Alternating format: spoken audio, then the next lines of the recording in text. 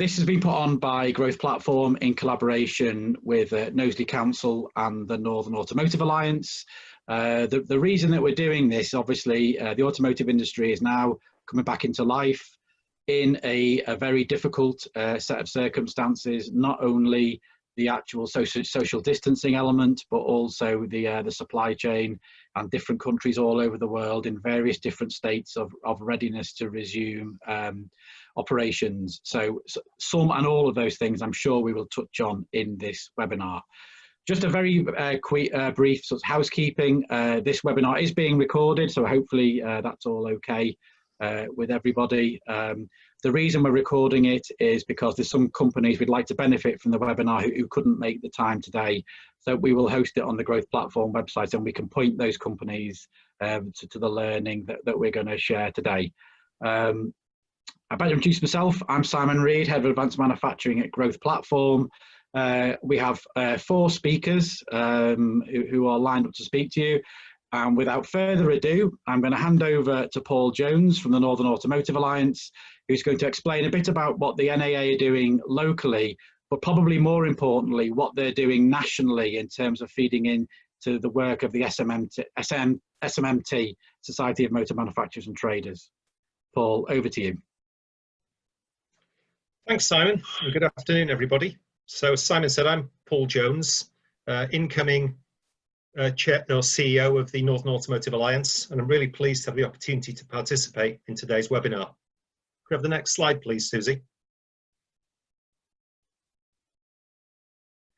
So what is the NAA?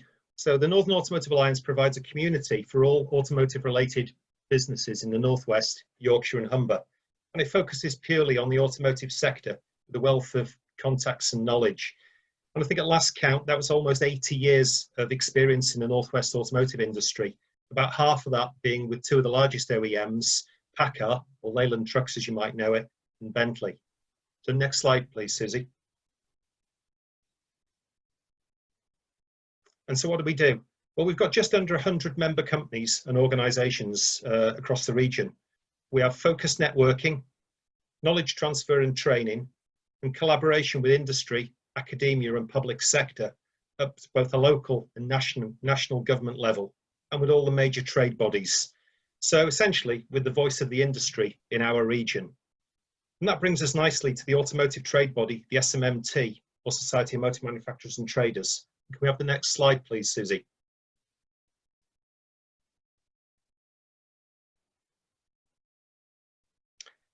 Okay, so I'm going to switch to some slides now from the latest discussions we've been having with SMMT as of last week. So a bit of a busy slide, but intended to give you an overview of the sort of developments to date.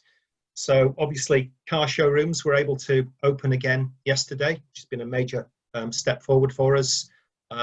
Lockdown has been reviewed and we've seen some relaxation of the rules as of yesterday as well. We've got quarantine introduced as of the 8th of June. The furlough scheme has had some changes announced by the Chancellor as well last Friday. And there's also changes to an insolvency bill and trade credit insurance. And as a sort of further context that you can't see behind that, if you look at April's sales and manufacturing figures for the industry, we're down 97% and 99% respectively compared to April 2019. And those are the lowest levels we've seen in the industry since 1946. So can we have the next slide, please? So working with the SMMT, current focus is on a sustainable and successful automotive restart. And there are 4 pillars to that: reopening automotive retail and stimulating demand, ramping up safe and sustainable production, securing and supporting resilient supply chains, and a supportive regulatory framework being in place. Next slide, please, Susie. So supporting the first 2 pillars, and very much a theme of today, industry developed guidance. Now this was issued by SMMT 3 weeks ago and covers 3 distinct sectors: retail, aftermarket and manufacturing. And these supplement the government guidelines which were also issued around 3 weeks ago. So you can find details of this as well as information on how to procure PPE on the NAA's website. Okay, if we move to the next slide, please.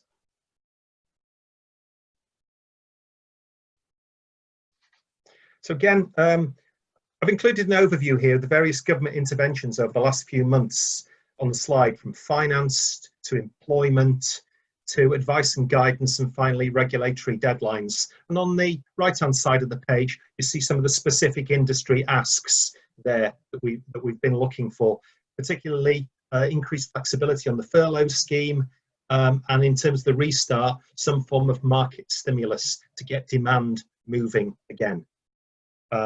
So much of this has been done through reaching out to our member companies with regular surveys, and we've been providing central government with a picture of the state of the nation on the ground in the industry in our region.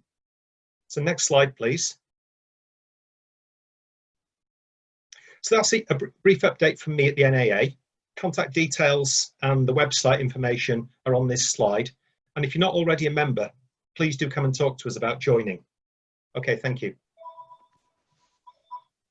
Thanks a lot, Paul. That was great. And just to reaffirm what Paul has said there, a great organisation, the NAA, and do a lot of work standing up and being the voice for the automotive sector in the northwest and sort of north of England more generally. And you know, we work very closely with them and work closely with Paul to make sure that your views are sort of fed into their organisation and ultimately into government. So I've asked all the speakers to be brief because we want to keep as much time as possible at the end for Q&A, because I'm sure there's going to be a lot of questions come out of the presentations. Well, again, with no further ado, I'm going to hand over to Mark Cootie from PwC, who's going to give a more broad-based overview of what PwC are doing in the sector and some thoughts that they hopefully will stimulate in terms of you and what you're doing and your planning. Over to you. Thanks, Mark. Thank you, Simon. I hope you can hear me okay. And thank you, Paul. I think you'll all agree some really useful information on key UK facts around COVID-19 and where to go to get some practical industry-specific guidance. So I think that's great. It's a pleasure to be here this afternoon, and I hope I can contribute towards making this an insightful session for you all. In this short briefing, I've got 10 minutes around what next for automotive. I'd like to share with you 4 points at quite a high level. So firstly, a short introduction and context to PwC's perspective. Secondly, what we've seen during COVID-19 crisis, what have been the key impacts, plus what challenges we see lie ahead.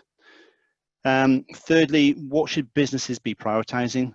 And finally, what will be different tomorrow? I'm going to keep this a fairly high level.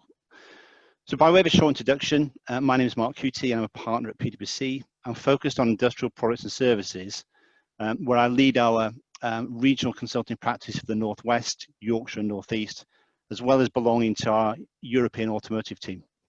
I spent 17 years in this industry prior to consulting, and I've focused the majority of my time, the past 14 years, supporting clients with operational performance improvement, predominantly actually automotive OEMs, first-tier suppliers, and general manufacturing organizations.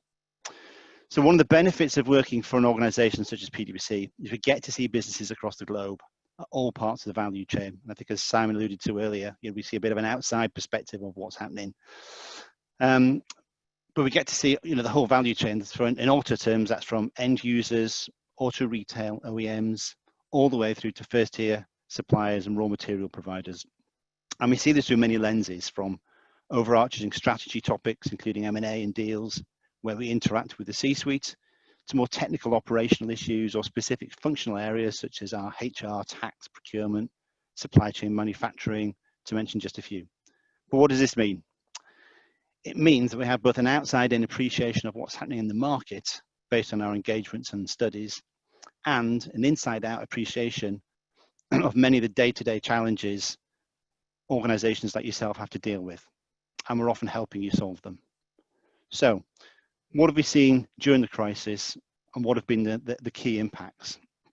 And I wanted to share a little bit about automotive and outside of automotive to give you a few comparisons. So automotive forms part of industrial products and services industry for PwC, which has seen COVID impact demand for most of its subsectors by either stopping it abruptly, as we've seen and witnessed for auto and aerospace, significantly changing it, for example, general manufacturing, where it's serving mixed sectors, or in some cases, it's only moderately impacted it. For example, some areas of the chemical manufacturing industry, where producing for healthcare industry has actually seen an increase in demand. But certainly in automotive and the value chain, we've seen across the globe a sudden and dramatic drop in new car sales and production output that is close behind it. Plants have closed down to minimize variable costs, avoid permanent layoffs and closures where possible, and in turn, suppliers have been starved of demand in all regions and forced to do the same. If we compare the top 10 major vehicle producing nations, we estimate that the UK decrease in year-to-date sales and year-to-date production versus 2019 at -43% and -32% respectively is notably lower in terms of impact than France, Italy and Spain, but is generally consistent to other regions around the globe, with plant closures being more prolific in Europe and USA than in China. As we mentioned earlier, we're now entering the restart of the automotive sector. It faces challenges from demand right through to supply. Economic uncertainty will impact buyer confidence. That will impede the recovery of new vehicle demand across all global geographies. We believe that alternative sales channels and buyer incentives will need to be established quickly and efficiently to stimulate the market. Production ramp up, for many of you on this call, will need careful attention and detailed planning around workforce safety and strategies for building subsystems, assemblies or vehicles where parts may be missing due to challenged supplier base put in place. Disrupted supply chains where perhaps first and second tier organizations struggle to ramp up or are in distress will need focused attention and support to secure supply. So what lies ahead? In relative terms, it's fairly easy to stop business. However, restarting operations and supply chains needs to be well choreographed in order to execute at pace to manage, synchronize, resupply, and not break the balance sheet. This needs to be fully understood and translated into a precise operational plan, which we see falling into 3 areas. And if we can move the slide forward, please.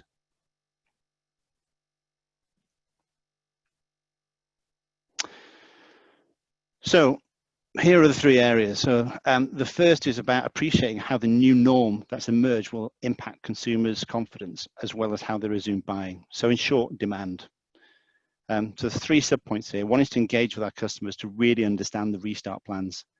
Don't rely on them to tell you what's happening or even have to have all the answers, but make it a 2-way conversation to really understand what's driving their demand and potentially co-develop creative solutions.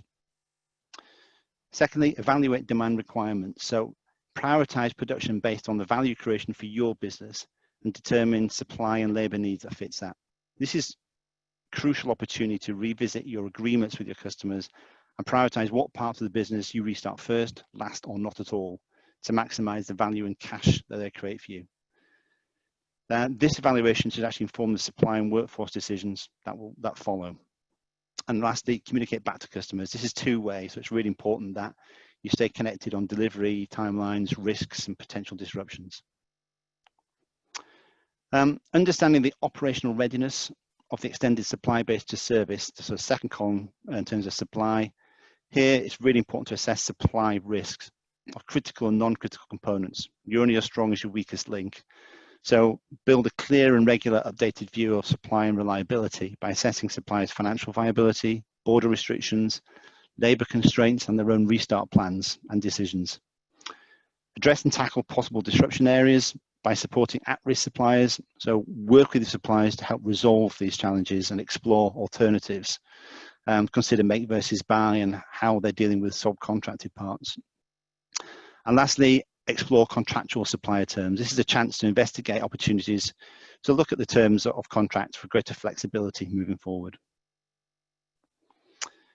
As we look at sort of the workforce, if you can step to the next page, there's a little bit more detail around this. The availability and preparedness of your workforce. Here, PwC promote 10 points that need to be assessed that fall under 3 key themes. So that's workforce safety, workforce demand, and productive remote working. So I don't intend to step through these now, but I hope that they're a useful reference for any of you who have concerns over workplace considerations. We're working with many companies to help them through this, and I'm sure in the following two presentations, you'll get to hear firsthand some really useful and practical best practice guidance on this. So if you can step forward 2 slides to cover the second half of this, and then move on to what should businesses prioritize. So in order to get through these uncertain times and address both immediate and midterm challenges, we suggest a consideration of 4 fundamental prioritize steps, which are sequential phases in essence. So the first is disruption, which I like to refer to as sort of survival, then startup, adapt, and sustain. So in the first column, the disruption or survival, and we assume that for the majority, measures associated with this have already been put in place, but the objective here is to quickly mobilize and initiate actions to ensure business continuity. So this is about protecting the core business and ensuring liquidity and having a liquidity strategy and management in place. The second column, and this is ring because this is the column where we now sit for most, is around startup. How do we get our business launched? And here the objective is to rebalance the business, recover with agility, not necessarily just start everything at once, and mobilize faster than your competitors. Don't underestimate the planning coordination needed to be restarted. But the key imperatives here are about having clear forecasting on demand, rebalance your capacity, define the workforce needs, protect supplier capacity, and then mobilize your operations. The last 2 columns are more midterm, and these are about adapting and sustaining. So the adapt column is looking forward, is getting ahead of the competition, planning to strengthen your business and aligning to the new norms, the new ways of doing business or the new demand. And this is the chance to leave some legacy behind that you don't want to take with you and build a business that you always wanted. So perhaps it's optimizing cost, it could be about capturing more market share, but almost definitely it's about scaling up your operations smartly. And last of all, about sustainability. So fully establishing the resilience capability to better respond to the market needs. So here it's about reinvesting in capabilities, embracing new technologies and tools and different mindsets, and taking on things like digital and connected operations and being able to respond with agility to market demand. Some very, very sort of basic practical startup principles that we talk to people around are: look to make life easier or as easy as possible. Try to take out complexity in the business. Understand that it's critical to drive revenue and margin. And if you prioritize these, it's a good start. So a simple product range reduces changeovers that cannibalize capacity in the early stages. Have engineering complete line tests and resolve now to reduce any potential issues on startup. Initiate early engagement with all suppliers, tiers 1, 2, 3, to start positioning raw materials and WIP to build production. Build up safety stocks of raw materials, including the critical few inexpensive items that you forget about that stop you shipping, like labels and cartons. And be prepared to initiate production at a lower utilization initially until you've got confidence and a clear, realistic plan about ramp up. So just very briefly, the last point, so what will be different about tomorrow? Buyers of cars or consumers will continue to demand product innovation and tailoring of products to their needs at an affordable price. That's not going to change. Customers, however, will be more accepting of and engaged with technology than ever before, presenting an opportunity for things like bringing the showroom experience to the home. We believe recovery and growth is there for organizations who have the agility to operate in the new norm, and we'll invariably see some reshoring or localization to de-risk supply chain. However, this will need to be facilitated through investments in technology to ensure parity in production costs. So I anticipate there'll be several changes midterm: an acceleration of digitization, a genuine digitization of planning to replenish and replenishment capabilities, creating like an end-to-end visible supply chain. I think the retention of streamlined decision-making adopted during the crisis gives an opportunity to abolish siloed working, and companies should look to standardize and automate this. And there'll be a greater focus on the use of real-time data to drive business agility and responsiveness. All that said, I feel the biggest shift needed will be the minds of business leaders who now have to establish how to adapt their business and build capabilities to accommodate the new norm. And I'm okay to hand over from here. Great stuff.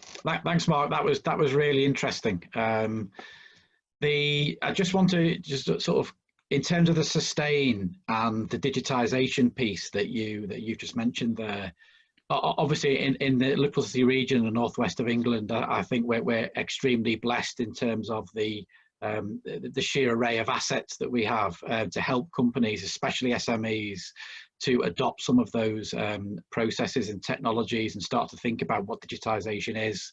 So as some of you will know, we've been running a programme called LCR 4.0 for the last 4 years, which is still moving forward in an iteration called LCR 4 Start, which is to help companies take those first steps on the digitisation journey. We have, obviously, us being in the Northwest, we have access to the Made Smarter Northwest pilot, which is all about digitisation. And again, there's guidance there to help companies adopt digitisation and actually some cash to actually invest in those technologies and products. There's the Manufacturing Technology Centre in Liverpool City Centre, who are just launching Digital Manufacturing Accelerator. Again, a digital sandpit to help companies, digitize and do some sort of concept testing. So there is a lot of support out there in terms of that digitization piece, that agility that businesses potentially could need in the future. But that's a bit more future facing. How do you, and I'm glad it's not my job to do this, how do you start a vastly intricate manufacturing facility from a standstill back to life in the arena of social distancing? And luckily, I don't have to solve that problem, but someone who did have to solve that problem was Mike Chadwick from Jaguar Land Rover, who's going to share some absolutely amazing insight in terms of how Jaguar Land Rover tackled those issues. And I'm sure there'll be some great learning for everybody from this. Over to you, Mike. Okay, thank you, Simon. So I'm Michael Chadwick, and I'm the paint shop manager at Halewood, and I'm the chair of the steering committee, the Halewood arm, that heads up into the manufacturing steering committee. So the reason I raised that is because I'm one of 4 manufacturing sites for Jaguar Land Rover, and we thought that it was important that we all share our learning and we all do a common way as to how we're going to do this. I've got to be honest, when we stopped production on the 20th of March, seems like an absolute eternity ago now, and the plant has never been off for this long in its history, but we all wondered when the day would come that we would start back up, and I'm delighted to say that the 8th of June, or next Monday, is the day we start producing cars again. Since then, we've done a huge amount of work, a huge amount of preparation, implementing guidelines. So the government has given us guidelines, which we've then turned into Jaguar Land Rover guidelines in conjunction with our Chief Medical Officer and our security department. And we've implemented those, and I'm going to show you some examples of what we've done. Now then, I'm absolutely confident we haven't got it perfect, and we haven't done it, but there are lots of opportunities to improve yet further. But we've got a way of building cars safely, and I'm going to show you some of that. So if you could just go to the next slide, please, Susie. Just before I go on to the examples, this is the hierarchy of controls that we've implemented as a result of COVID-19. So the first one, and the one that we want to do mostly, is to eliminate the risk completely. So in some cases, this means that people are not going to come to work. So if they are shielding, or they're in the extremely vulnerable group, then we're asking them not to attend work. The next thing in that item is about social distancing and about regularly washing hands, and you cannot underestimate how important that is. The virus cannot transfer between human beings if they socially distance and if they regularly wash their hands. From a substitution point of view, this is where you replace the hazard, really. You split the roles. So ideally, you'd have an infinitely long production line, and you could put everybody at distances whereby they could socially distance. We cannot do that, but we have been able to do that on some processes, i.e. split the roles and fit parts in different areas to enable social distancing. The engineering controls is where we've implemented perspex screens, or we've changed things to enable the thing to not happen at all. The virus can't go through screens. So in a lot of offices, for example, or rest areas, we've implemented some of those. From an administrative controls point of view, we've had the opportunity to stagger start times. So in terms of shift starts, to reduce the congestion of coming into the plant and exiting the plant, we're staggering. And then the final one really is the one that, you know, you get down to the point whereby you cannot do anything more than apply PPE. And the PPE is applied in this case via either face visors or masks. Now then, in terms of that, clearly the supply of PPE is a challenge. The NHS, the companies around them are all wanting exactly the same PPE. So our challenge was to keep that to the absolute minimum in terms of the number of processes where we require that. But there are certain processes, i.e. the bumper fit, where you need 2 people to fit a bumper and they have to be within 2 meters of each other. So therefore the PPE has to apply. So if you just go to the next slide then. So what I've got on the next slide is a lot of examples, but we broke down the whole process from entering into the plant with the facilities, which was around smoking areas, rest areas, toilets, the actual process of building the car, and then communications and PPE.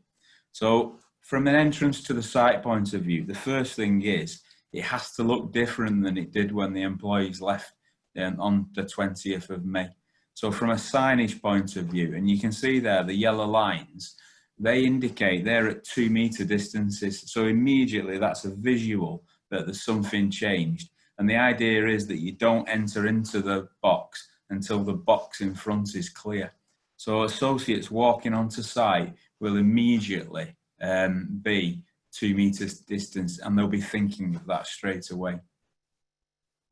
From a PPE point of view, we've offered everybody a face visor, and you can see the photograph there. We're really fortunate in Jaguar Land Rover in that we produce these for the NHS. So from a supply point of view, we don't have an issue. We can supply our factories with these visors. From a mask point of view though, we've offered our employees a visor, or if they wish to wear a mask, they can. But we're informing them that we're not necessarily in control of our own supply chain. And therefore, we're asking them only to wear masks if they don't feel a visor is appropriate or they feel uncomfortable wearing that. The challenge of cleaning hands was massive for us. Clearly, you would want an infinite number of sinks and have them available all over and allow people to wash their hands. So we made the decision very early on to provide every employee with a little bottle of hand sanitizer. So the little bottle of hand sanitizer is given to the employee on the first day at work, and they keep that bottle and they can refill that bottle at refill stations which are dotted around the site. So they're mapped out, they're at the entrance and exit to the plants, and then they're throughout the different areas. So they've always got access to either wash their hands from the refill stations, or they can fill their little bottles. From a doors and barriers point of view, where we can safely do so, we've propped or wedged open all doors to reduce hand contact to unnecessary elements of that. From a fire door point of view, clearly we've got a challenge there, but we've got a process now whereby fire doors are propped open at shift start and shift end. And therefore, we take the wedges away once the shift has changed over. But the majority of our doors are not fire doors, and therefore they're now propped open.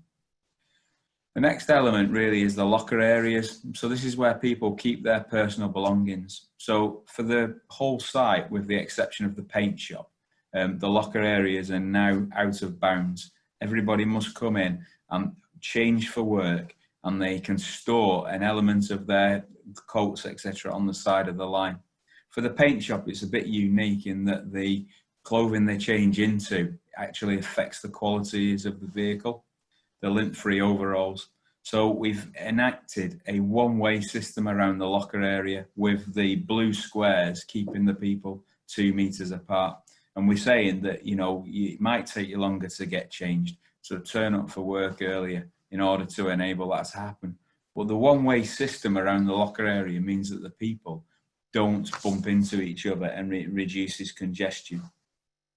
We've got these trolleys whereby when you go on the line, or you need to clean, for example, the tea urn, you've got the ability to sanitize, spray the area and wipe down. So you can wipe down before you use it, or when you come on shift. If you can go to the next slide, please, Susie. So on this slide here, this is giving you some examples of the rest areas. So for example, the gents urinals, we've eliminated a number of urinals in that you don't use them, so that you're always 2 meters apart. And in the same way, in the picture below, we've enacted the blue boxes, so there's only one person allowed in each blue box at a time to create the social distancing. That obviously means that we've had to remove the use of some of our sinks, and we've moved a number of hand dryers, etc., etc.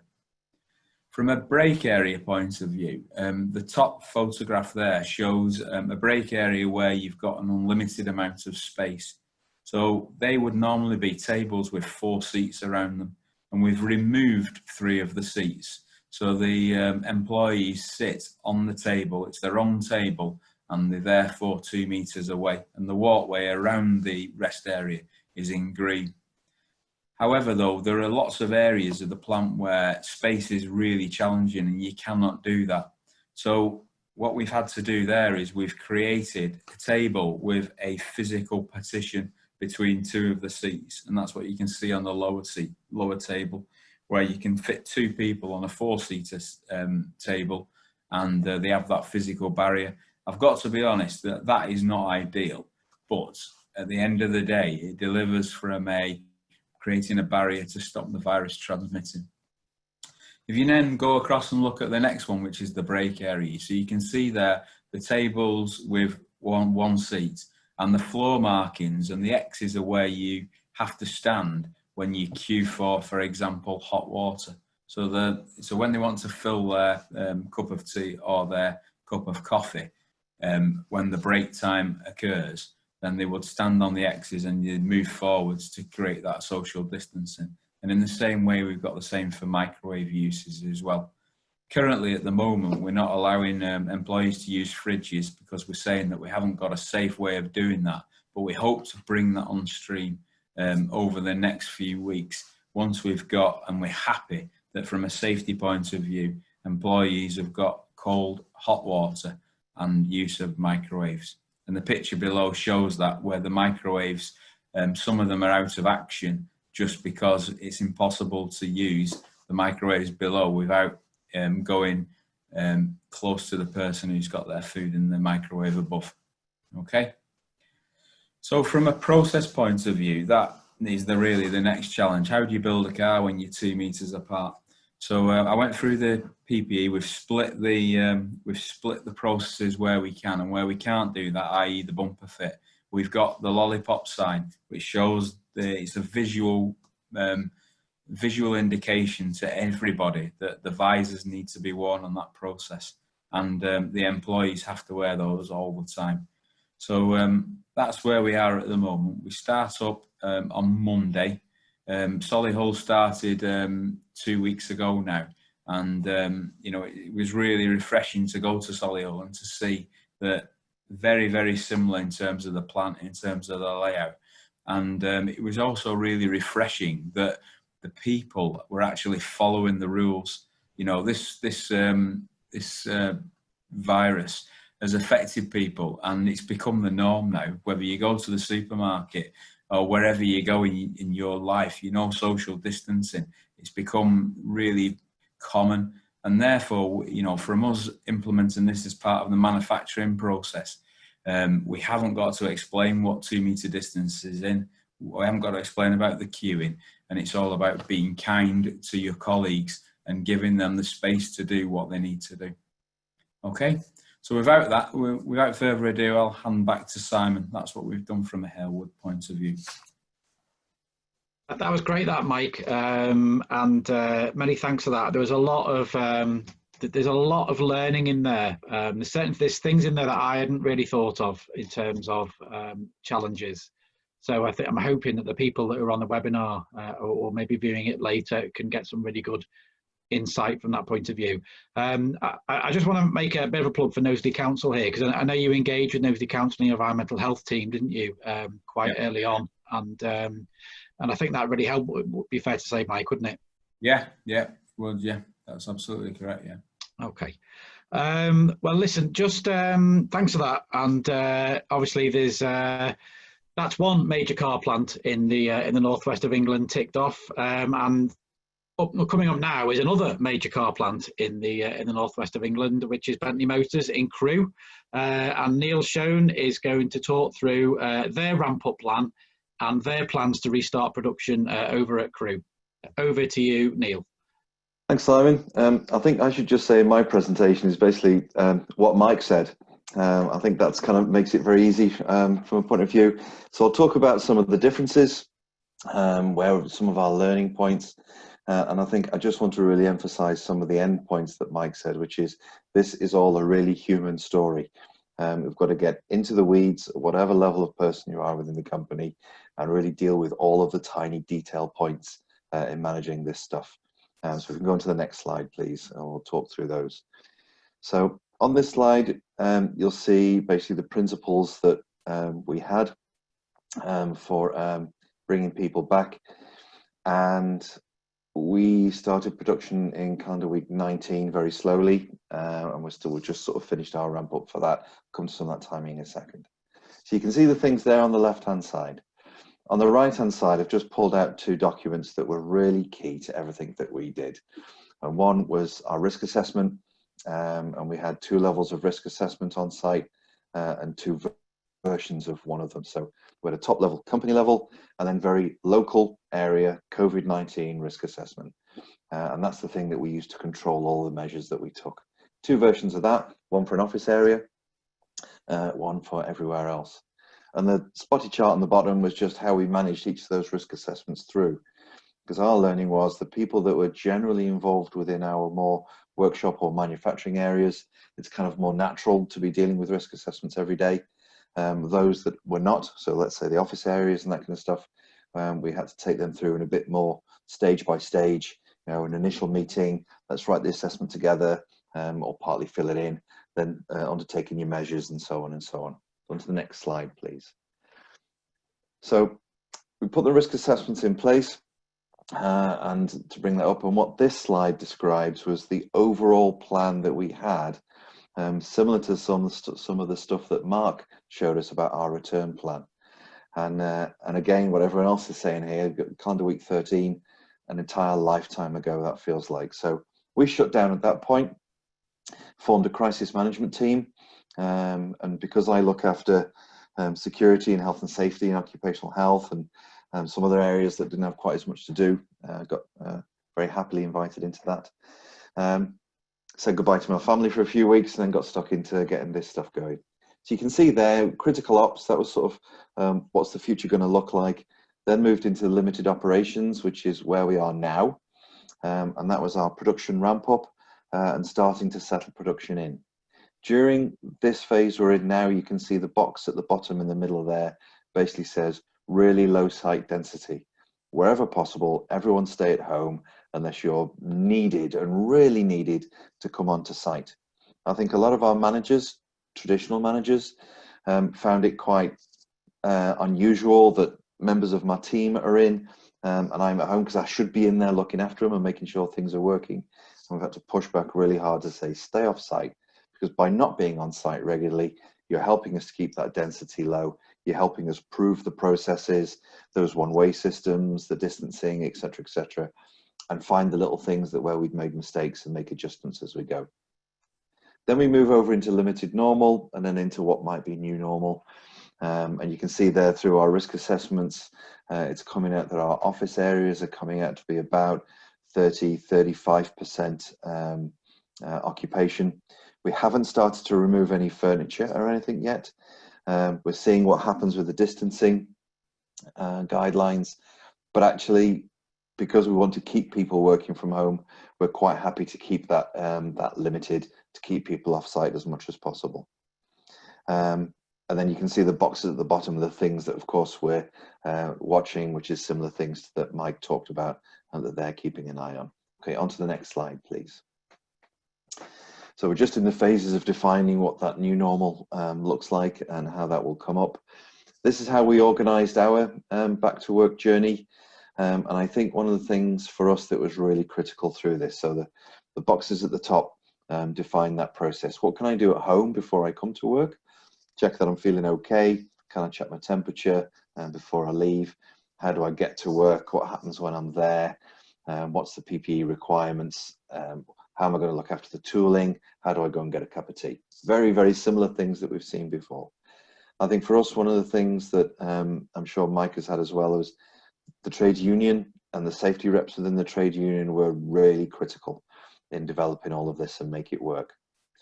We're kind of in a bit of a strange position, of course, in that our mothership is based over there in Germany, and Germany was very much along the lines of, well, why are you at 2.5? Why are you at 2 meters when we're at 1.5? In Germany, masks, basically everyone's going to be wearing masks. And we were lucky in many ways that they have a supplier in China that Volkswagen bought, starting to supply us with masks. And that's enabled us to make donations of those things out to other areas. So we're farming those out to care homes and all that kind of stuff. Very similar, you can see little bottles of sanitizer, all of that kind of stuff, because it's really sort of getting this message home that life is different. One of the sort of interesting little practical tips that we found, you'll see in that diagram under doors, little box under doors, there's like a little step thing you can fit to the bottom of doors that you drag a door open with your foot. So lots of people getting good leg exercise they haven't had for a while, and we found in certain situations those things have come out to be very useful. And it's interesting, the small things that catch you out. By having lots of people wearing masks, it means your glasses mist up. So we've had to provide everybody with glasses demister, so they can then come to work.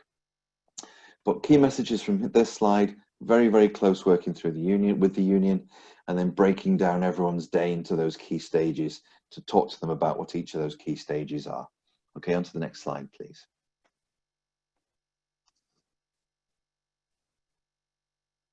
Let's wait for that to load. There we go. Again, very similar measures coming through. Office area layouts. A lot of our meeting rooms been repurposed into office areas. And you can see the changes on the right-hand side over there. We've got Eurest or Compass as our catering provider. And they've significantly changed all of that, their layouts. We've looked at screening and totally agree with what Mike said, that hierarchy, if you can space things out, then do that first before we need to start and introduce screening processes. Canteen, for example, that's now more opened out. It's lucky the weather's been nice for the last couple of weeks.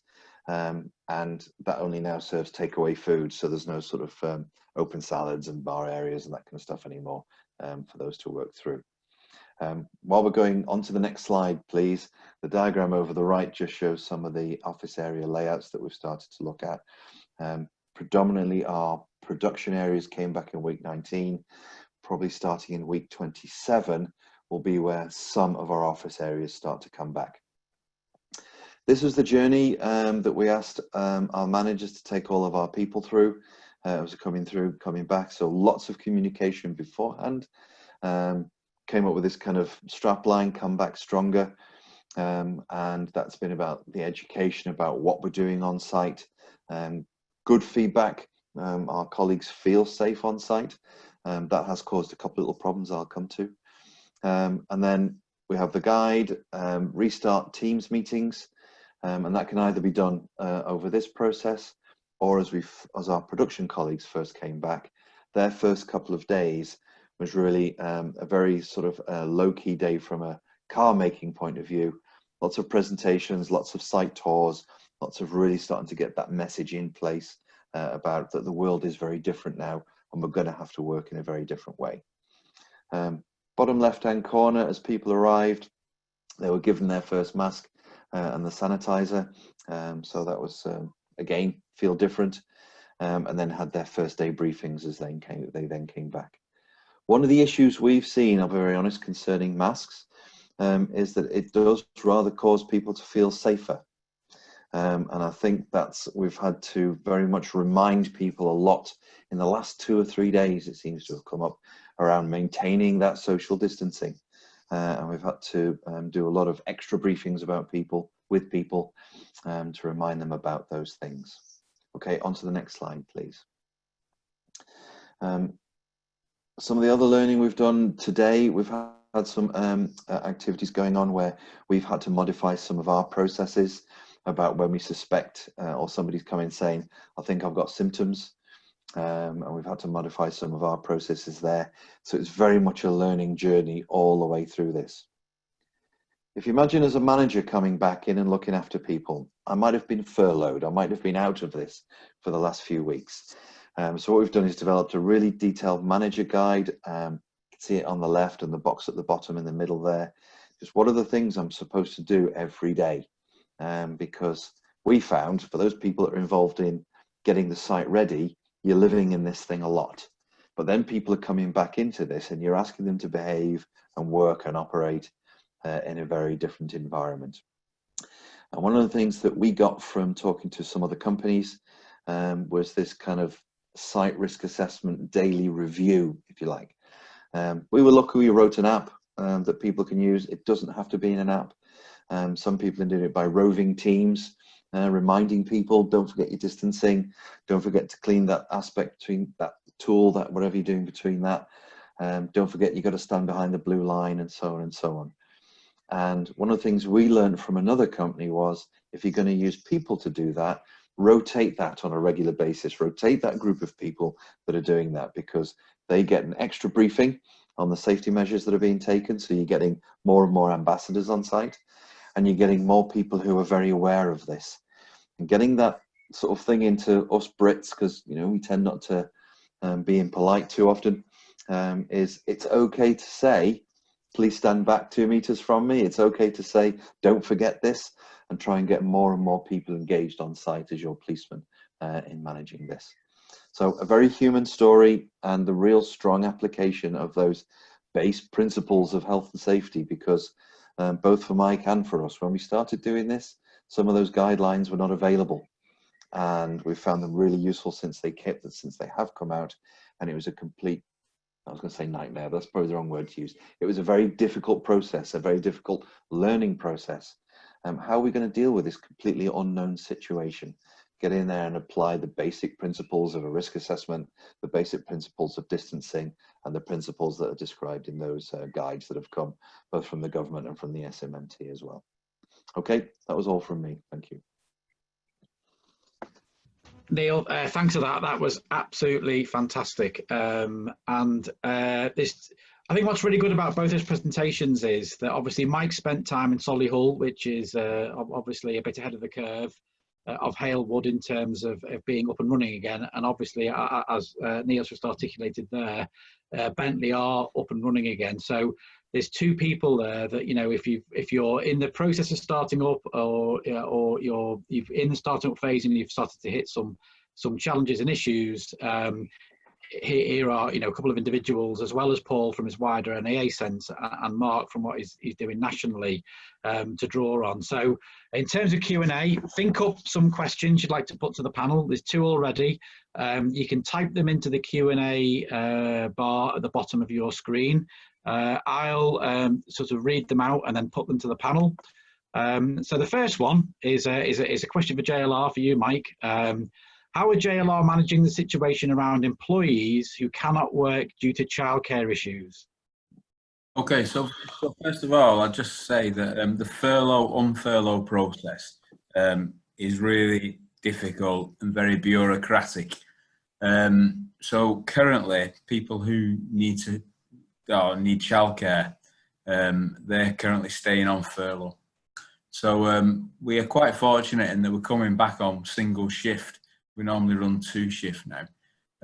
So what we're doing is we've got a group of people who are on furlough, and eventually we'll catch up with that. But for the time being, we are looking to man up from for one shift with 2 shifts, and anybody that can't come to work, whether they be extremely vulnerable or childcare, is staying on furlough. Okay. Neil, is that any, you're nodding there, is there anything you'd like to add from a Bentley point of view?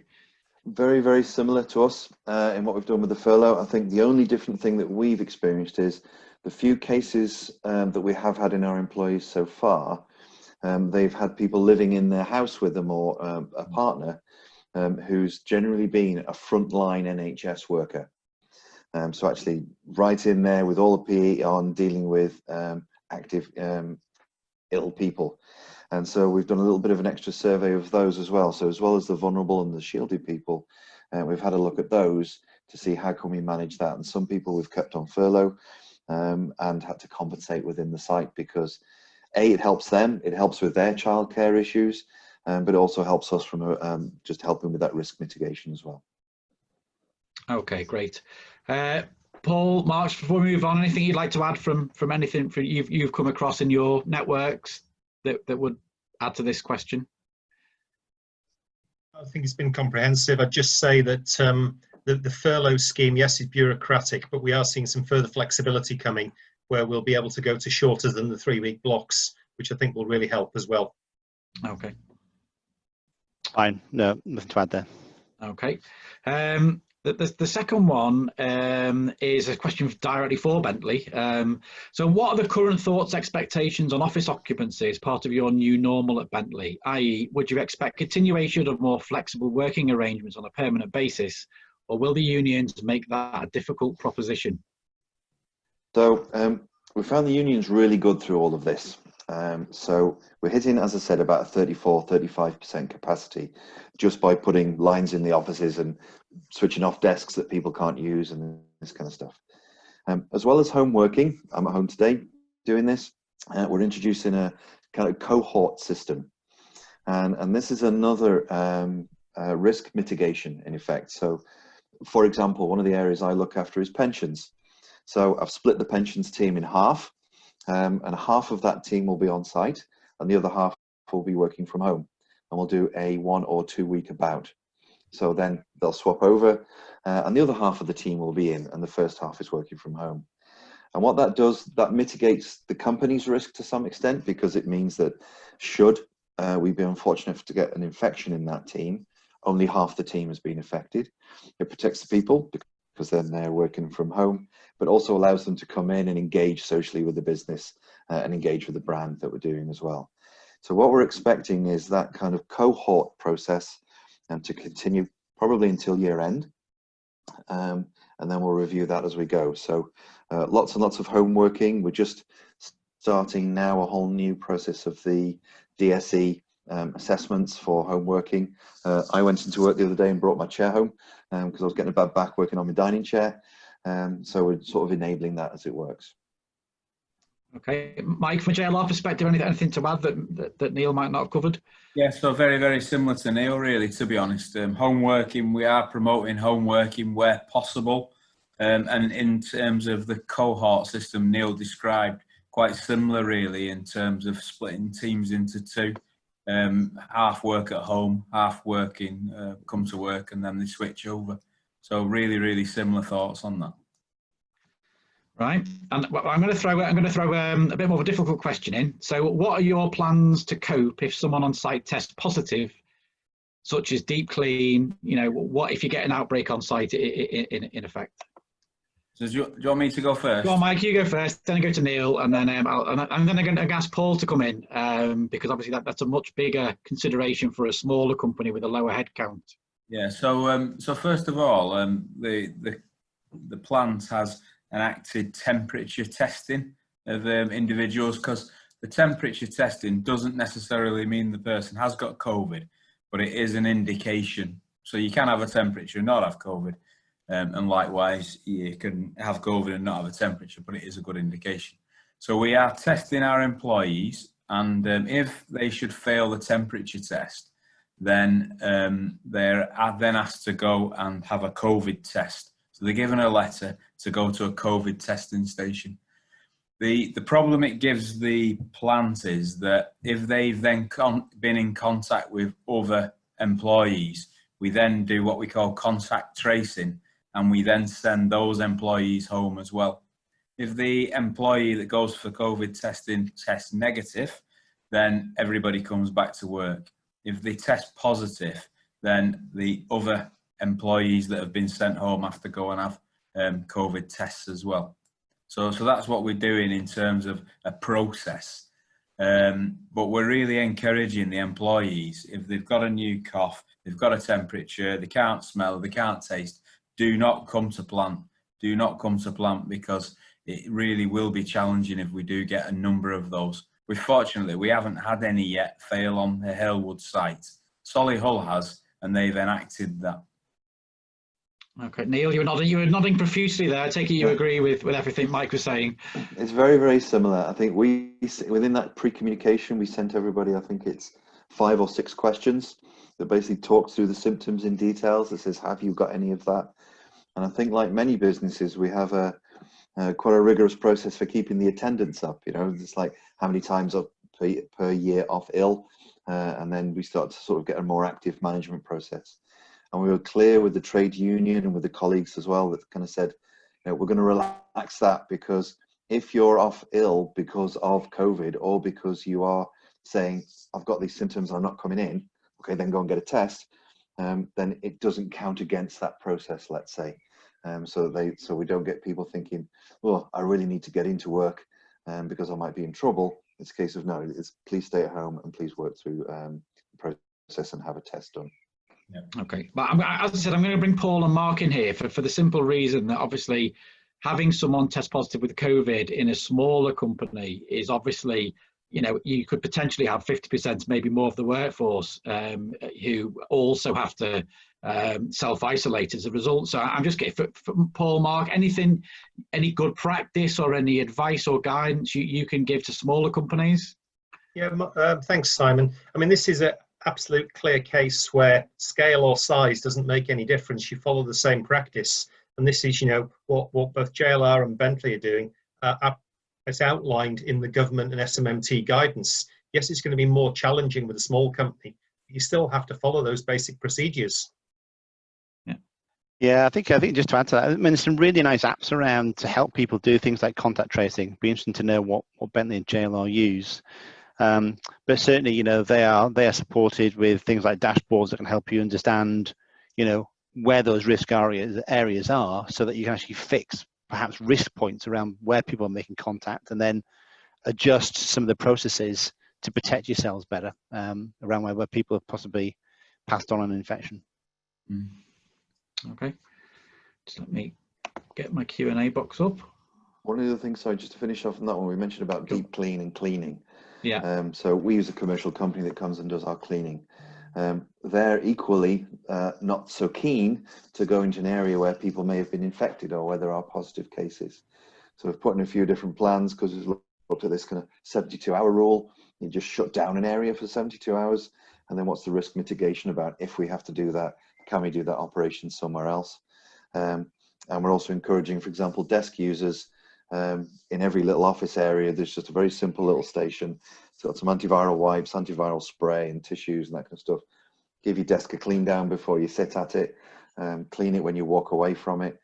And for something very important that Mike said before this is getting that ethos into the business, that we've all got to look after each other. You know, you have your normal teamwork, you have all of that kind of stuff, but that's got to go to a whole new level now, because actually I could be protecting my teammates' life by keeping my area clean and making sure that I'm maintaining my distancing. So it goes to a whole higher level of importance. Yeah, well said. So David Hughes has asked, I assume with his Made Smarter hat on, what have you done differently, if anything, over the last few months on digital transition? So are there any processes or that you've moved onto a digital platform that has enabled you to sort of start up faster or more efficiently? I'll go to Neil on that first, and then Mike. Okay. So yeah, a couple of things. So of course, Teams and Zoom and that kind of stuff, that got, we all had to learn using that very, very quickly. I think paper usage has disappeared almost, certainly in a lot of our office applications and areas. I showed you the app before that we have for tracking any issues regarding health and safety problems or distancing problems, and so on and so on. And I think a lot of it is around, let's say, the management and leadership of people. You know, it's become very hard as managers and leaders because you're distancing from your team in how that works. So I think there's that digital transition has become much quicker. We're just embarking now upon very remote visitor management process. So if we need business critical visitors to come in and fix a robot or whatever, then in effect, how do we manage them on site? And we're trying to go to a kind of a QR code system, so the QR code arrives on my phone, and then I book myself into the business, and my host is notified automatically rather than having to talk to a receptionist. Mike, anything to add to that from a JLR point of view? No, I'd just really say that, you know, from a business where you're so used to face-to-face meetings on almost like an hourly basis, you know, from a production point of view, to go to Teams has been like a massive change for people. You know, myself, you know, I jump in the car, go down to the Midlands for meetings, and Teams has become the norm now, having a meeting. The one thing I will say that we're still struggling with is where you're having a Teams meeting and not everybody's on a laptop. So there might be a few people in a room, and it doesn't work as well in that situation. So there is still more work to do. I'm not saying it's perfect, but certainly as a business, we've all become so much more familiar now with meeting on Teams. It's, you know, incredible really when you look back over the last 8 weeks. Agreed. Yeah, Paul, Mark, Simon, anything to add to that? Yeah, maybe Simon, just to add to that, we've run a lot of our networking events more recently. Obviously, we've had to swing over to online. And as Neil said, there's lots of proprietary packages available, Teams, Zoom. So we've run webinars on sort of how to use those. And then again, as Neil said, it's a very human story. So we've run webinars on leading a team virtually, which is obviously more challenging. And then on sort of building sort of resilience and managing stress. And then finally on sort of focusing on you as a leader. Yes, it's one thing managing the team, looking after them, but don't forget about yourself in this challenging time as well.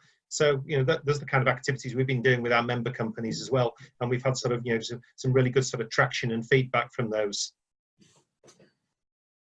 Mark? I think from our side, thanks, Simon. I think from our side, so we talked a lot about sort of short-term, immediate technology and digital applications, but we're talking to a lot of companies now about what next. As you get to the adapt and sustain, how do we understand demand better? How do we get better visibility of supply chain? We're having a lot of discussions now about how people step up the digital solutions to crack those things. Okay. Well, listen, I'm going to ask the panel's indulgence because we've now reached the, we're slightly over the 5 o'clock, but the questions are pouring in, which is absolutely brilliant, which is totally what I hoped would happen. So if the panel are amenable to staying on a bit longer, I think, you know, myself and the people on the webinar would really appreciate, you know, the carrying on with the Q&A. So Simon, I have to apologise. I have to pop to another call, unfortunately, so I do have to drop off. But really enjoyed it. Mark, I've obviously not shared it very well, and it's overrun. So, but it is all the questions coming in are excellent. So, thanks a lot, Mark, and thanks a lot for your support. No problem. Thank you. So yes, I'll crack on with the Q&A because they are sort of piling up. Are JLR and Bentley also encouraging staff to adhere to social distancing outside of work in order to try and avoid outbreaks and localized lockdowns? Yeah. Mike, do you want to go first on that one? Yeah, so we are. I mean, that's obviously difficult to manage, but you know, that's a definite reminder of when we talk to our people and when they leave the gate. That's one of the last things that we remind them to do. You know, it's not just about being in the plant. You know, we have got cultural challenges, though. I'll be really honest with you. You know, there are people who they like to be the first person in the car park to get in the car, and you know, they will have quite a change really. That you know, they can't run out faster than Usain Bolt. They're going to have to socially distance in the walkways and follow the rules, you know, and that is going to be a challenge for some people. It really is. Yeah. Neil? Same as Mike, basically what he said. Right, okay. Paul, anything to add to that from your point of view? I mean, what nothing, Simon, nothing more. Just one other thing on that. It's about the peer-to-peer challenging, though. That's what you need to get. You need to get that. And, you know, you see that, don't you, at the supermarket? Somebody will challenge someone for being too close. And that's what you want to encourage in the plant. Well, this next question is really interesting, I think, from the people on the webinar, because obviously, as I said before, you've both been through the ramp up. So have there been any obvious things you missed but found out during ramp up at Bentley and JLR that you wish you'd done differently in hindsight? That's a fascinating question, whoever that was.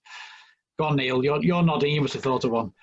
I think we underestimated the effect of coming in, of let's say wearing a mask, of let's say being in a safe place, or being in where it's perceived to be a safe place, and how much extra work we've had to do to constantly remind people to maintain that distancing. If you imagine you've got people that have maybe been isolated at home, some people on their own for several weeks, and then they're coming back in, and all of a sudden they're seeing their friends and their workmates, and they may have seen no one for 7 or 8, 9, 10 weeks, and they want to socialize.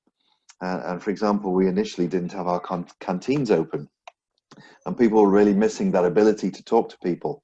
You know, we're keeping everyone 2 meters apart. And I think we just underestimated the extra effort we've had to put in to maintain and keep people aware of that distancing. I think I'll answer that by saying I've been quite surprised by the fear on people's faces when they walk through the door and when they sit in front of you. You know, the genuine concern they've got about they've coming into a plant, they've perhaps been sat at home. And I think really, you know, we encourage our employees that for some of them, you know, they could see this as been a bit of an inconvenience, i.e. the pub's been shut. But for other people, they've probably lost people who are very, very dear to them. And it's you know, it's a real balance that between, you know, the two extremes really. And you've got to try and get that across to people that, you know, for some people, this has been an extremely traumatic situation. And you can see that in the people. Yeah, totally agree. Paul, anything from your point of view to add to that? No, I just agree with what both Mike and Neil have said. Yeah. Not so much a question, but just a comment. I'm trying to rattle through these because I realise we're over time and it's I'm a bit conscious. Someone said you can use a conference calling in tandem. Conference calling in tandem with Teams. I thought tandem was a software package then. You can use conference calling in tandem with Teams that solves the issues around no headsets or laptops. And someone said they've done that with you know, with 50 plus people. So just some sort of some feedback there. And Sarah Roberts has asked a question for JLR. How have you involved in the unions in the startup plans? So the unions have been really supportive all the way through. I can't tell you how, not surprising, but how supportive they've been. So we've had the senior stewards and the convener. We've taken them through this all the way through. All the items I've shown you, they've been with us. They've come up with suggestions. You know, they've got loads of ideas themselves, and you know, we've absolutely delivered on huge numbers of those ideas. You could not do this without their support. So, you know, it's been quite refreshing really the way they have supported this, because at the end of the day, they know that we don't know the answers and we've got to work it out together. Yeah. Neil, again, you were nodding there. Is that echo your experience? I know you mentioned it in your talk.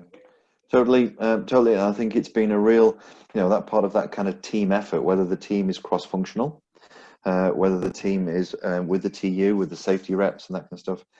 And probably very similar to Mike, we envisaged, or we generated that, let's say the principle of let's be really challenging to one another, because we're all learning new territory here, and no idea is a bad idea, you know, because that's again, you're applying those fundamental principles of health and safety and the hierarchy and that kind of stuff, but the stuff you miss. And it's been, they were very, very critical in our return. Yeah. Paul, anything to add from your point of view? No, nothing either, again. Okay. Well, last question now, and again, panel, thank you so much for staying beyond the 5 o'clock. One last question from Steve McEwen from Knowsley Council, who was helping me put this together. How would the panel mitigate any concerns about a them and us mindset developing between staff on the shop floor and those staff being asked to work from home? And this has actually come up in many sectors, not just automotive. So I'll go to you first, Neil, on that one, because it is a bit of a hot topic. So part of that, again, a lot of it was in the communication, because as I said, in that kind of ramp up phase, the reason we wanted people to stay at home, despite many of them wanting to come in, was we need to protect the people that have to come in to be able to do their job. So actually it's this, we're all in it together, and by you staying at home and sort of, let's say, getting the message out there that working from home isn't always easy, because you've got little kids running around, you've got different pressures, you've got maybe an environment that isn't perfect, you can't talk to people directly. So actually it was getting that communication around that working from home isn't the kind of dream that some people think it is. Some of it can be very hard, and it's a significant adjustment. And actually the reason that many people are doing that is to keep the density on site as low as possible, because that then protects the people that have to be on site to deliver their job. Mike, is that the... Very, very similar. I'd just say that as well, on top of that, that, you know, working at home isn't the easy answer by any stretch of the imagination. A lot of our employees are saying, I'm just delighted to be back in work, you know, just to get some normality of coming into the plant. Yeah. Paul, you're working from home. What's your take on that? I just think, as the guys have said, you know, communication, and, you know, we're all in it together, and we all come out of it together. Well, listen, that was the end of the Q&A. I'd just like you to give you each, the three of you, the opportunity just in one sentence to sort of articulate, you know, your journey through the startup, and one piece of advice you'd like to give our listeners on the webinar. I'll start with you, Mike. Yeah, so I'd say never give up. When I started this, I read the guidelines and I just thought, how on earth are we ever going to build a car? And how on earth are we going to do it with like 2,500 people on site at the same time? And, you know, I sit here now, 8-9 weeks later, and I can really see how we're going to do it. You know, we've got a fantastic team that are all going in the same direction. And, you know, I think you've just got to always believe that you can achieve it. Yeah. Neil? I think for me is not underestimating people. We've got, so for example, one of our biggest safety documents was pulled together by one of my pension administrators. We've had people who are our fitness advisors, they're involved in the contact tracing and the calls that occupational health are leading.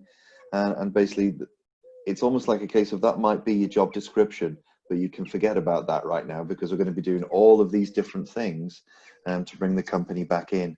And I think people have really enjoyed learning all of those different skills because they've taken part in that sort of getting the business back up and running again. And no one that certainly that I've encountered has had any qualms with just stepping into something entirely different and just getting stuck in to help us get back. Great. Paul, I'm going to ask you, I'm going to slightly be unfair here and ask you to answer that question on behalf of the smaller companies in our automotive sector. We will come through it, and we'll come through it. We'll be smarter and we'll be stronger. You know, look at the huge changes we've made in the last few weeks with technology, with home working, etc. So we'll get there. And as the NAA, we're here to support the companies, large or small member companies. Great. Well, listen, thank you so much, panel. Thank you for agreeing to do it in the first place and talking so eloquently and sharing your experiences. Thank you. Due to my terrible chairing, we've gone over time by 14 minutes, and thank you for staying on the call. And I'd like to make that same apology to our webinar attendees who've stayed on beyond. But I did genuinely think it was worth running through the questions, because they were great questions, and there's a lot of learning from people from those answers. So from my point of view, I'd like to thank Mike, Neil, Paul, and Mark, even though he's gone, for agreeing to participate. I'd like to thank you, our webinar attendees, for logging on and listening. And I hope you've learned something. I've learned loads, so I hope you have as well. As I say, it will be hosted on the Growth Platform website, so via that you'll be able to see the presentations as well. If you'd like a copy of the presentations, panel, are you amenable to sharing those presentations? Yeah. Yeah. Yep. Just drop me an email if you would like a copy of the presentation. I can get those to you. But again, I'll wrap up now. Thank you very much, panel. Thank you very much for you attending. And I hope you gained something from it. And stay safe, stay alert. And as everyone said, we'll all get through it. And we'll meet again, as the Queen said. Thank you. Thank you. Thank you.